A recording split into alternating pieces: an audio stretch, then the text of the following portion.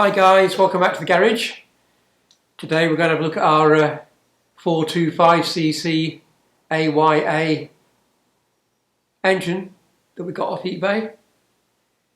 Now I've checked, it's got oil in it. The oil is very black. Now I suspect there are two reasons why you end up with an engine looking like this. One is somebody's pulled out a perfectly good engine in order to go up to 602.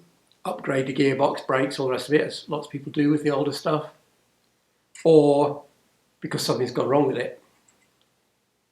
I don't know which it is yet, and there's only one way to find out, and that's precisely what we're going to do now. We're going to take cowls off, heads and barrels off, fan off, flywheel off, and then that will lighten the load so I can lift it and drain the oil out, which will be very sludgy and take ages. I'll prop it up on blocks probably. Now, this has got a dynamo. Somewhere in my piles of tools, which is in my other workshop, I did have the right tool to get the dynamo off. I have not been able to find it yet, which is a problem. So it might be I leave the dynamo on, the rotor on, because I think you can split the cases with it still attached to the crank. I'm pretty certain you can. So that might be what we have to do to begin with till I can find it. But anyway, that is for the future. For the moment, we're just going to start pulling it to bits. So to that end, and as you're pointing towards the front, I think we'll get the fan off first. Right, 14 milli, just like the later cars. That's remarkably good, easy. So let's pull that off.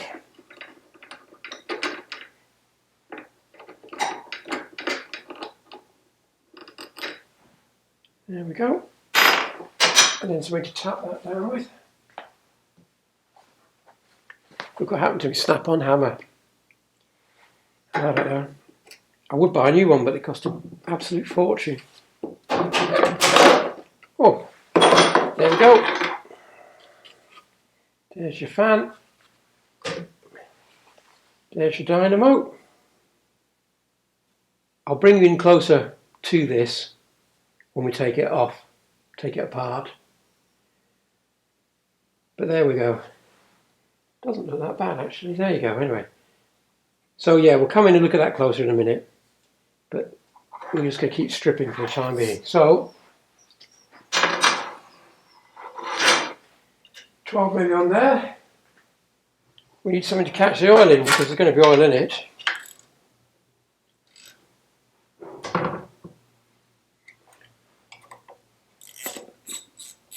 Should really get a box for all these bits. That would be sensible, wouldn't it? Right, there we go. All looks vaguely familiar, doesn't it? Compared to the other engine we did, the newer engine. Yeah, all looks pretty similar, slightly different arrangement there I think, but anyway. Let's see. Oh, it's too late to try turning it around. The engine did turn. Right, box.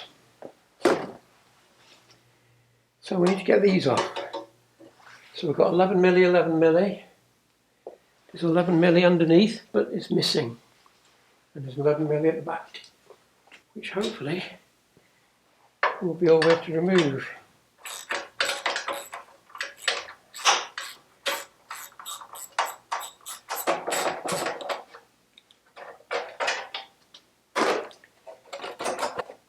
The 10 milli here, 8 milli here, sorry.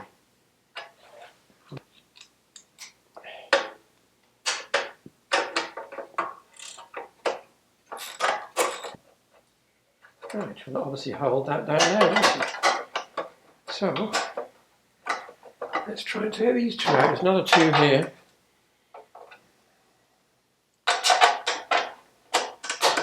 Which must hold that onto that.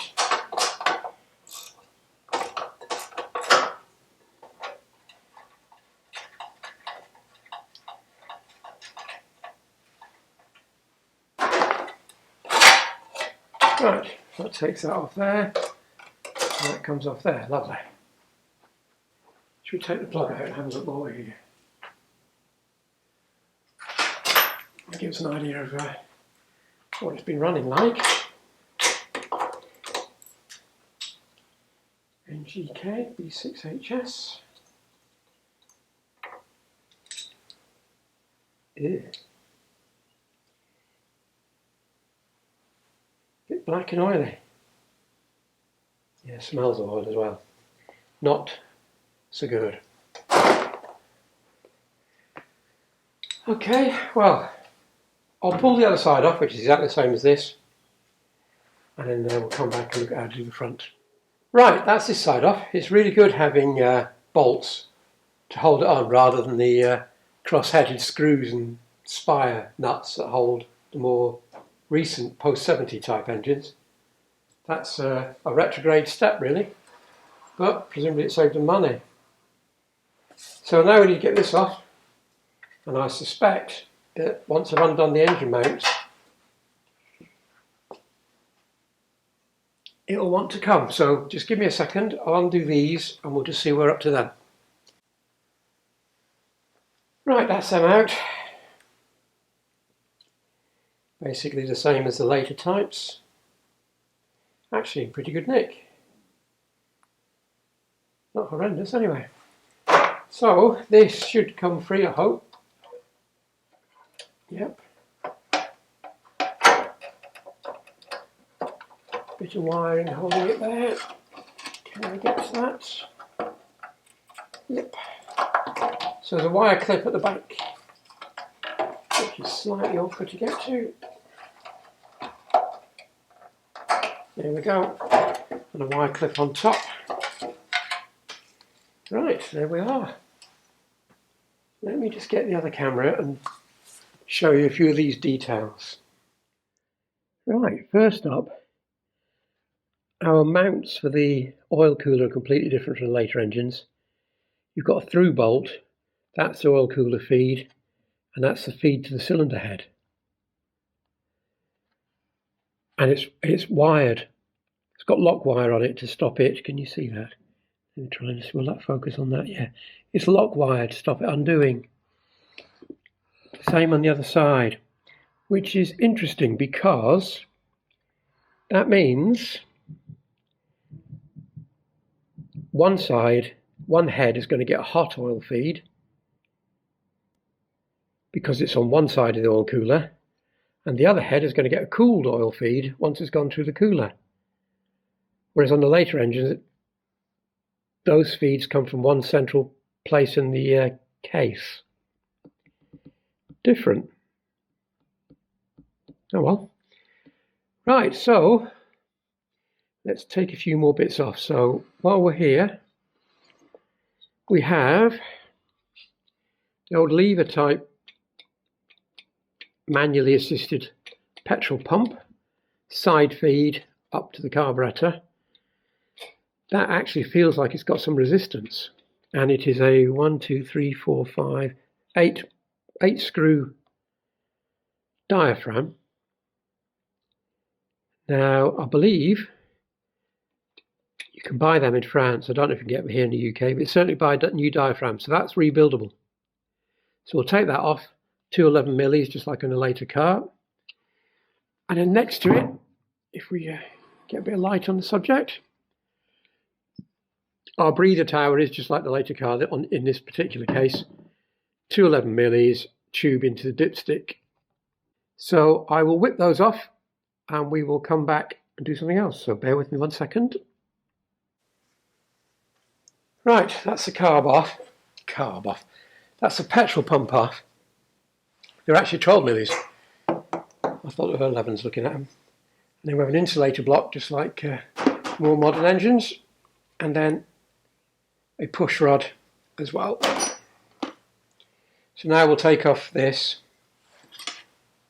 which again you don't really need to see because it's just 211 millis. So I'll just undo them, take it off and bring it back. Right, that's it off, no dramas. Exactly the same as the later engines. Threads are good in all of those, which is a bonus. So I think we'll whip off the clutch and flywheel next. Now the clutch, which I'll just drop you down for. The clutch is out of alignment. That's, I don't know if you can see, but that's twisted down there and has been for some time. Possibly even since it was fitted. Because that has a nice even wear mark where it's worn evenly down there, that's worn evenly down there, and that one's only just taken that corner. So I suspect that has been like that since it was put on the car, because it's not hooked into its other hook. Anyway, it doesn't matter now, but that looks to be the case. So let me just get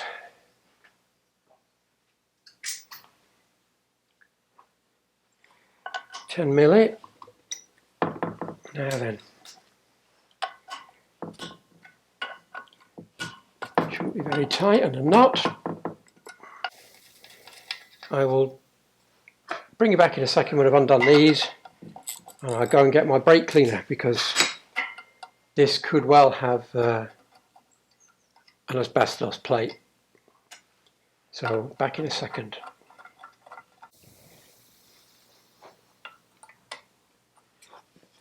Right, just dampen any possible dust. Can't find my screwdriver anywhere, so I'll have to use this little punch.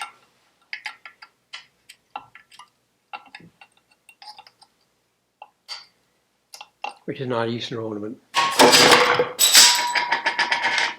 Well, would you believe it? It was use or ornament. Right, okay. Been sitting for a while, as you can see it's marked the flywheel.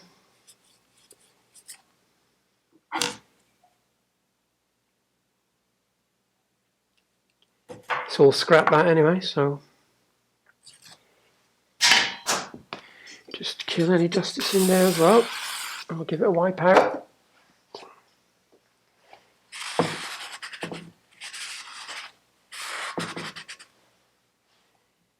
flywheel's not actually scored though. It's marked from sitting, but there are no deep gouges in it, which is good. So we might as well take that off next, which is those 5. 14s. These are probably a lot tighter. We'll shock them. No, we won't. Air gun. Right, now I know most of you won't have access to any air tools, but you have to forgive me, I'm a tired old man and out of time to faff about, so forgive me if I'm using something you don't have access to.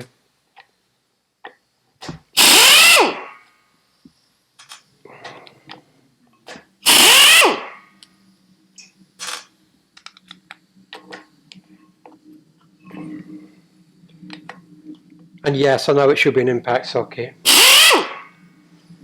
so don't bother leaving comments on that, because I already know. As you've seen with me before, I'm not the most reliable when it comes to that sort of stuff.